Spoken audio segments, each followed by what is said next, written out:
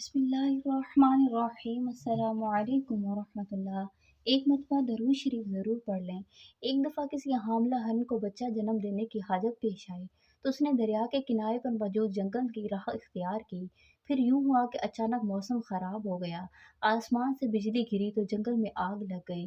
گھبراہٹ میں ہرن نے جان بچانے کے لیے آس پاس دیکھا تو ایک شکاری نشانہ بنا رہا تھا، دوسری طرف شیر تھا۔ ہرن کو الجھن ہوئی کہ اس پھیلتی ہوئی آگ میں جل کر مرنا ہوگا یا دریا میں ڈوب کر جان دینی ہوگی، یا شکاری مار دے گا یا پھر شیر اپنی بھوک مٹانے کے لیے نوالا بنا دے گا۔ ہر سمت خطرہ، فرار کی کوئی راہ نہیں۔ اس وقت ہرن کو اختیار میں جو تھا وہ کرنے کا فیصلہ کیا، یعنی پیدائش پر توجہ مرکوز کی۔ پھر ایسا ہوا کہ شکاری نے نشانہ لگایا تو آسمان پر بجلی چمکی، اس کی آنکھیں چندھیا گئی اور تیر شیر کو جا لگا۔ زوردار مینا برسا، جنگل میں پھیلتی آگ ایک دم بجھ گئی۔